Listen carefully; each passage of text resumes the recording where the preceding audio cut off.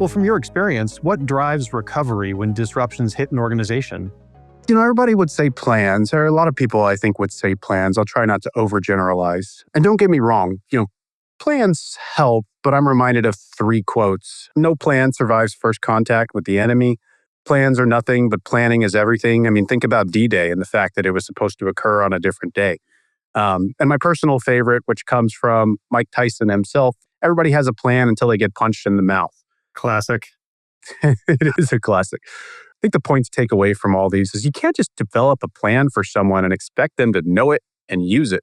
You have to make them a part of the process. Help them understand why you are doing that planning in the first place. You have to connect with them before mentoring them and find commonalities that help them understand their role and the importance of that role during or following a disruptive event. What I've found in reality, most companies are reactionary and they have a hard time committing resources towards planning or mitigating a disruptive event until that thing happens. Now, another thing that happens when incidents are occurring is it's crazy and people aren't in normal conditions. So emotions can really run high. How can teams best stay aligned and calm when those emotions are running high during or even after a disruption?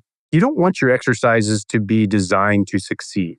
You want them to be designed against severe but plausible disruption scenarios so that you're adding real weight to the bars, to stress test your processes and your people so that you're prepared to work together efficiently, effectively, nicely. You want to do a fun exercise at your organization? Run through a scenario where there has been a nationwide teacher strike or daycare worker strike. Is that severe? Yeah. Plausible? Yeah. And that will get the feelings going in the room. And you may see the kind of finger pointing and disagreement I'm talking about. But doing something like that in advance of the actual incident, we become more desensitized to the stress involved from the event. We are able to manage the stress better because it's a little more familiar. And that clears us up to think more rationally, more clearly, and work together in a more constructive and not destructive manner. Well, you've been in this industry for a while now, so what are some common mistakes that you've seen organizations make during recovery?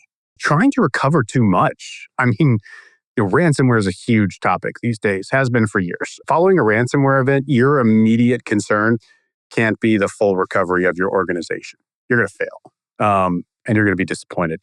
You've got to be able to prioritize what is most time critical, what will mitigate the most impact. To make that an easier task, you've got to set expectations for the recovery in advance of the event so that everyone has a common operating picture and we don't waste time, disagreeing or arguing, trying to prioritize or deprioritize our assets and business processes when we're losing money and degrading our reputation or the trust with regulators and our customer base.